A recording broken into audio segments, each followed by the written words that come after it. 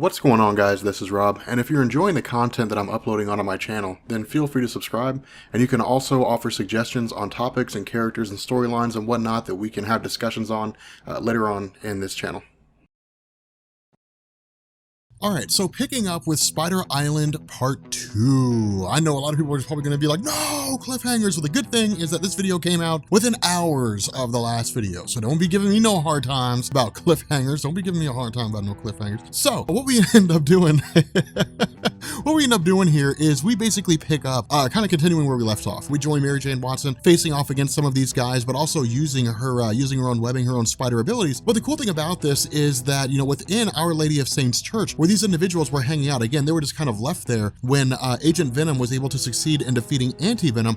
Mary Jane Watson begins to gain a better understanding of what it means to be Spider-Man. And that's one of the interesting things about this, is because this never really seemed to be a concept that was explored, just because of the fact that I'm not aware of Mary Jane Watson ever having spider powers on this level. Instead, before the events of One More Day, and even after the events of One More Day, where she still knew the identity of Peter Parker, the only real exposure she had to what it meant to be Spider-Man was basically the toll that it would take on Peter Parker, having to walk the knife's edge of keeping his identity secret while simultaneously trying to make sure that he could be an effective hero. And so because of this, she's coming to it from the other side of the coin. She's seeing what it means, having to pull her punches, you know, facing off against a lot of these giant spiders, recognizing that they're people at the same time and they could possibly be cured. And so it's her realizing that she basically has to stop these spiders from killing those humans that haven't mutated, while simultaneously not killing the spiders. And so again, it's this very interesting situation because she has to kind of be a savior and not a killer at the same time, if that makes any sense. But again, we also end up joining with the Queen, and the reason why is because of the fact that Reed Richards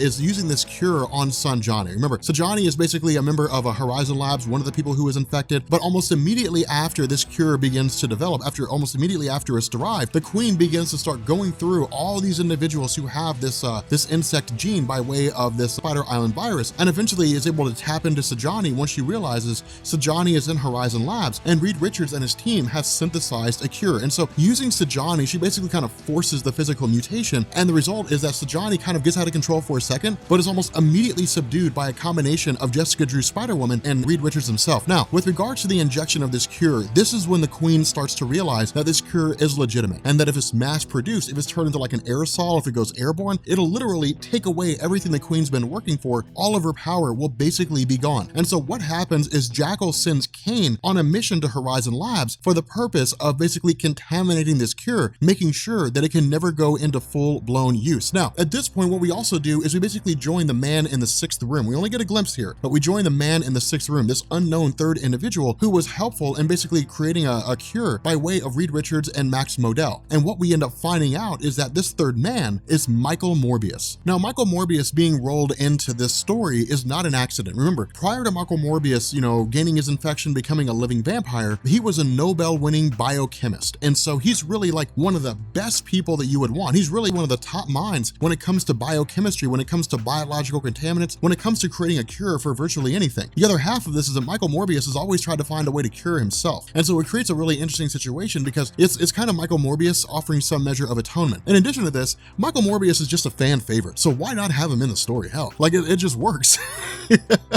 It's really cool to see him there. I'm sure a lot of fans are just like, yeah, Michael Morbius, we don't get to see a lot of him, but we get to see enough of him here. Now, of course, the other funny thing is that we also end up joining Madam Web, Julia Carpenter, who like appears to Reed Richards and is like, you've put these psychic inhibitors around the city of New York, take them down. And then she leaves, and that's it. she just like shows up, she's like, fix it now, and then just leaves. And it's kind of funny. It's just like this quick little pop-up situation here. But what this does is it allows Dan Slott to begin segueing into the final act of this story. And what I mean here is that where these psychic blocks were put in place for the purpose of basically removing people's ability to leave the city of New York, what ends up happening is that with this psychic inhibitor, Horizon Labs kind of has to play this balancing act where they have to sit down and they have to say, okay, fine, look, we cannot take down the psychic inhibitors in their entirety, because if we do, this infection will spread. We have a cure, but if they just scatter to the four corners of the world, well, suddenly we're stretched too thin and then there's no stopping this contagion. But if we keep it here in New York, then it's easier to control, it's easier to cure. And so what happens is Horizon Labs uses some of the knowledge of Peter Parker that he had given them over the course of his experience, and they basically kind of modify the signal to send it out in a way that basically restores Peter Parker's spider sense. Now, with regards to the restoration of Peter Parker's spider sense, this coincides with his conflict with Kaine. And the reason reason why is because the Jackal had sent Kaine to Horizon Labs for the purpose of contaminating this cure. And so when Peter Parker had traveled back to Horizon Labs, he was basically forced to face off against Kaine. Now, again, this is mutated, this is Kaine all kinds of screwed up, the full fruition of where his character was going to be because of his unstable genes. And so because of this, during the conflict, when Peter Parker's,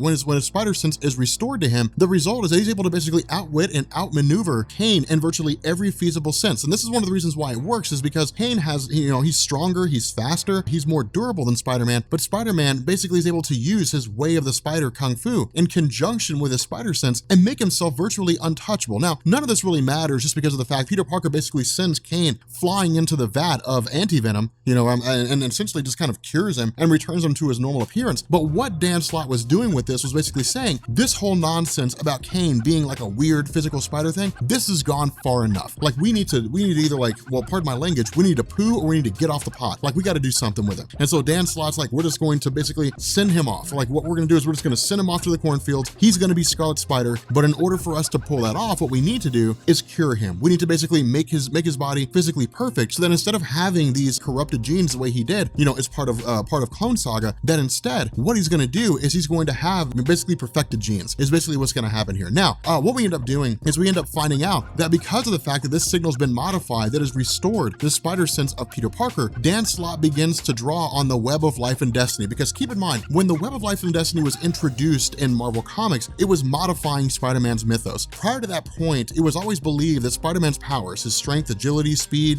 spider sense, so on and so forth, all of those just came from just the radiation in his blood. The Web of Life and Destiny said, no, that's not the case. Peter Parker is basically an avatar. He more or less is a character that reflects kind of a representation of these totems. He's basically a herald of the Web and Life and Destiny, if that makes any sense. All it really means is that he derives his powers directly from the Web of Life and Destiny. Well, so does the Queen, and so does Madam Web. And so by giving Peter Parker his spider sense back, the Queen now has full access to her abilities, and Madam Web has full access to her abilities. What we also find out is that this giant weird spider monster that appeared at the beginning of the story was Steve Rogers. That Steve Rogers had been taken by Jackal, he had been mutated and turned into a servant of the Queen. Now, of course, he had since been turned back, but the idea here is that he's basically kind of this last man standing, trying to face off against the Queen herself and bring her rule down. The issue with this is that with the Queen having full access to her powers, she goes into her full form, and what she becomes is an Omega level threat. Now, this is something that I want to draw your attention to, because in Marvel Comics, when it comes to the idea of like Omega level mutants, Omega level threats, this is how they're confirmed. For example, we saw in Uncanny X-Men number 513, I posted about this on Twitter, we saw that Emma Frost was confirmed as an Omega level mutant. In X-Men Volume 2, issue number 70 or something like that, Charles Xavier was confirmed to be an Alpha level mutant. These are how things end up playing out, that there's individuals whose status within the Marvel community is confirmed. Now, when it comes to like Omega level threats, those are basically people that have the power of Omega level mutants, but they're not mutants. That's all that means. That's the only difference. It's just kind of an interchangeable term. But the idea is that we also have Peter Parker trying to maintain this ruse that he and Spider-Man are two distinctly different individuals, because remember, in the mind of Peter Parker, he hasn't revealed his identity to anybody yet. No one knows who he is. And so to the eyes of everybody except for like Reed Richards and a handful of others that know his secret identity, when they see Kaine Parker walking around in the Spider-Man costume while simultaneously seeing him standing alongside Peter Parker, well, then they have no reason to believe that Peter Parker and Spider-Man are one and the same. It's basically Peter's ruse. This is his way of kind of clearing the air when everybody with Horizon Labs is there, and it's him saying, hey, look guys, see, like me and Spider-Man are two distinctly different people. And so because of this, we basically pick up with kind of like this last man battle. I mean, you have really, you have like Kaine Parker, you have Peter Parker, you have all these guys that are facing off against, against the Queen Spider. But what ends up happening is Peter Parker begins to draw on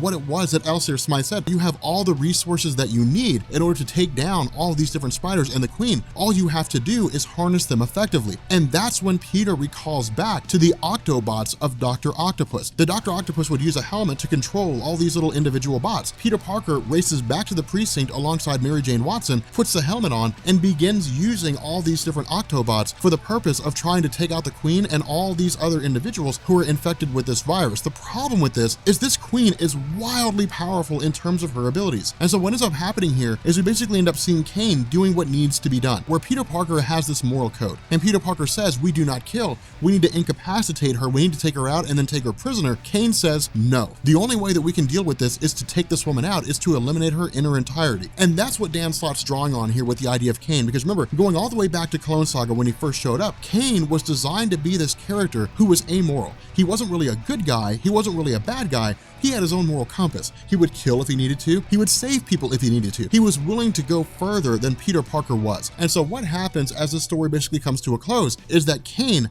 wipes out this Spider Queen, basically eliminates her in her entirety. And so with the entire Spider Island event kind of winding down, the cure is basically synthesized, it's mass distributed to everybody to the point that everybody kind of begins to wind down from their infection. And so what this does is this leads into the epilogue of Spider Island, which begins to wrap up all these loose ends. It's Dan Slott going through and saying, okay, here's where we stand with the Spider-Man mythos going forward after the events of Spider Island. But with that being said, guys, we're gonna bring this video to an end. If you are new here to Comics Explained, make sure you guys hit the sub button to become part of the Rob Corps. If you guys enjoyed this video, make sure you drop a like, and yeah, because the next big event after this is Superior Spider-Man, probably the best Spider-Man story I ever read. I love Superior Spider-Man. Dr. Octopus in the body of Peter Parker. It's amazing. But anyway, guys, we're gonna bring this to an end, and I will catch you all later. Peace.